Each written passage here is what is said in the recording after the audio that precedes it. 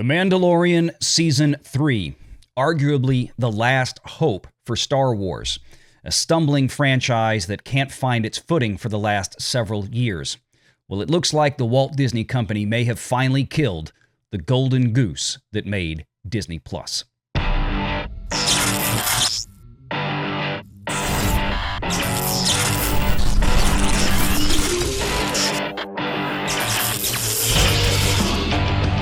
Renegade Online.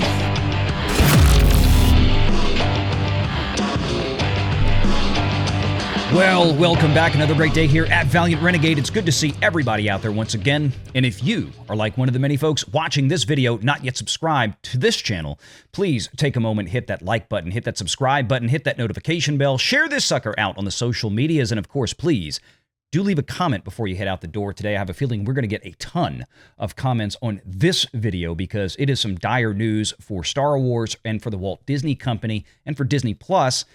And I can't say that we're surprised. We basically called this some months ago after what we saw from Obi-Wan Kenobi and the Book of Boba Fett. Could Disney still retain what they had with Mandalorian coming in to Season 3? And of course, it all even goes further back than that with the release of Gina Carano from her services at Lucasfilm by one Kathleen Kennedy and the vaunted Lucasfilm Story Group. Lots of mistakes were made following an incredible Season 2 finale of The Mandalorian with the return of Luke Skywalker and Grogu leaving with him ostensibly to become a Jedi, which was then later unwound succinctly in the Book of Boba Fett.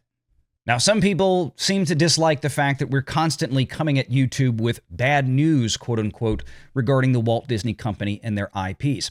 And I certainly understand that. The problem is that the Walt Disney Company's IPs seem to do nothing but generate bad news for Disney. Nothing seems to stop them from doing this, and they may have finally shanked the one thing that they had going for them on Disney Plus very consistently since the program launched back in late 2019. Since then, Disney Plus has enjoyed tremendous subscriber growth both here in the U.S. domestic market and abroad. But those Disney Plus shows that have come out during that growth have been unable to keep pace with said growth.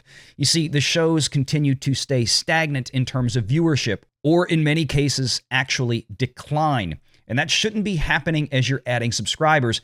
And it darn sure shouldn't be happening with their headline show, the ultimate show on Disney+, the king of the hill, The Mandalorian. But it has, and it has in spectacular fashion. And it just goes to show what happens with brand damage over time. Sure, you can get away with a bad show here and there, but after a while, the fans start to roll their eyes and walk out the door. And that's exactly what's happened at this point with The Mandalorian Season 3.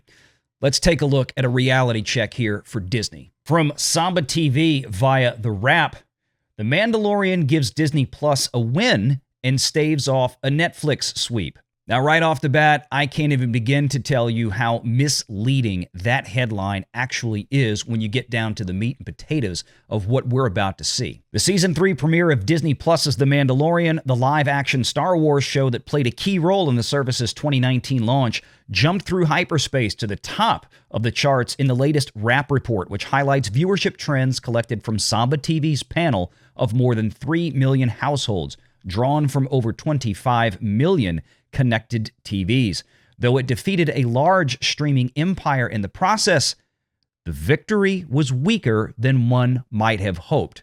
And that's being incredibly kind. Again, I find the headline terribly misleading. You buried the lead.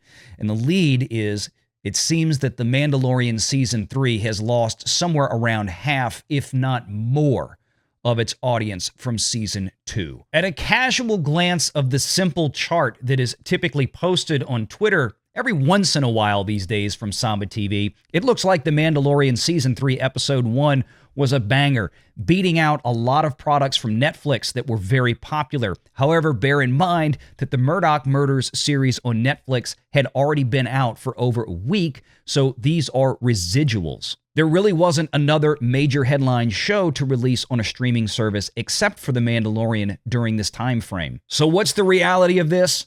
Quote, the long-awaited new season's first episode was less of a standout measured against other recent Disney Plus releases.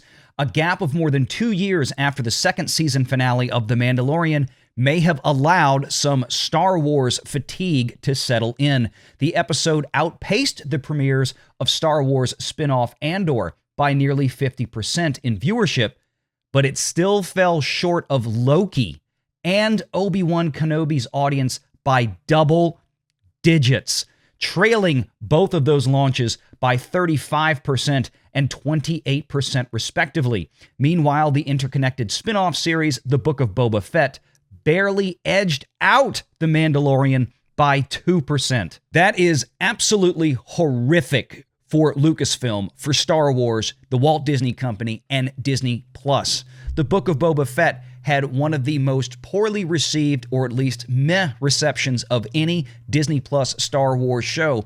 Obi-Wan Kenobi left a lot to be desired, and Loki, quite frankly, wasn't all that good. And if you remember some of the reports that we had referenced in the past year or so, chronicling the issues on Disney Plus with their original content and its related viewership, you'll know that Loki was second only behind Mando Season 2. But Mando Season 2's actual Nielsen measurements in terms of watch time was double that of Loki. So now we have a new season that is 35% behind in viewership, that of Loki, 28% behind that of Obi-Wan Kenobi. So what would those actual numbers be, being 35% behind Loki or 28% behind that of Obi-Wan Kenobi? Well, let's use Samba's own numbers to figure it out very quickly.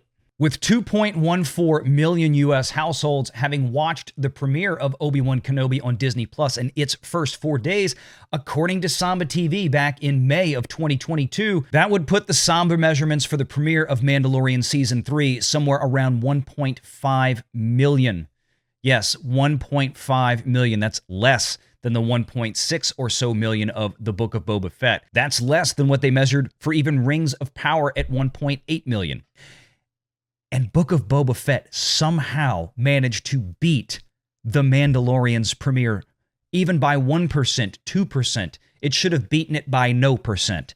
Mandalorian Season 3 should have come out of the gate and soundly beaten The Book of Boba Fett, but it goes to prove the amount of damage that The Book of Boba Fett did to the Star Wars franchise that was hanging on by a thread at that point on Disney Plus. Quite frankly, these are the kind of numbers that will catch Wall Street attention in the coming days and weeks, especially leading up to the annual stockholder meeting of the Walt Disney Company, now just about 2 to 2.5 weeks away at this point.